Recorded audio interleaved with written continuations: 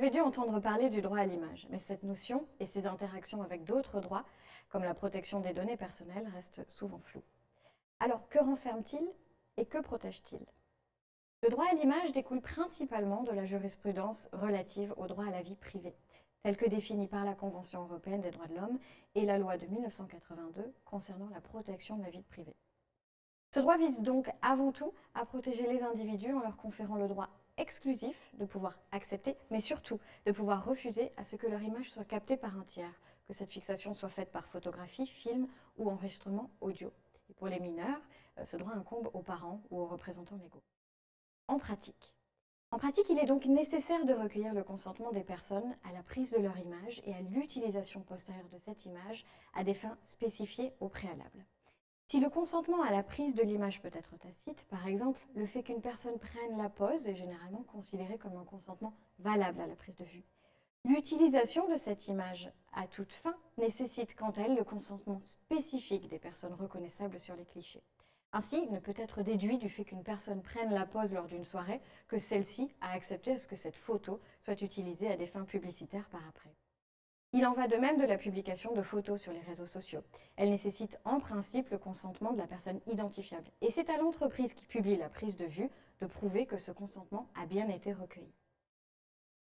La Commission nationale pour la protection des données recommande à cet égard d'obtenir le consentement écrit des personnes concernées pour chaque mode de publication concerné, couplé, le cas échéant, à une indication de la durée de la publication et de la finalité de cette publication.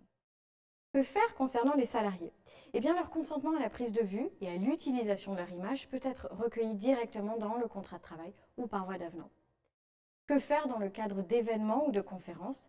Les conditions générales de tels événements devraient prévoir une cession du droit à l'image des participants pour la prise de vue et pour l'utilisation postérieure de l'image. Enfin, qu'en est-il des publicités?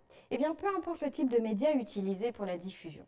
Là encore, il est impératif de s'assurer que les personnes figurant sur les publicités et communications ont consenti à l'utilisation de leur image à de telles fins. Tout cela, évidemment, en complément de vous assurer que les acteurs utilisés ont bien cédé leur droit d'artiste-interprète sur leur interprétation.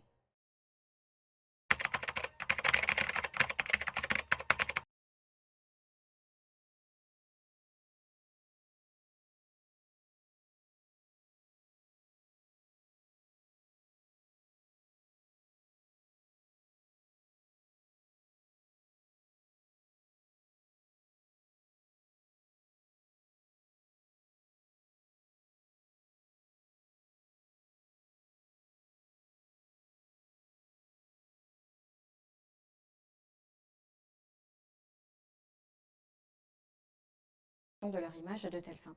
Tout cela, évidemment, en complément de vous assurer que les acteurs utilisés ont bien cédé leur droit d'artiste-interprète sur leur interprétation.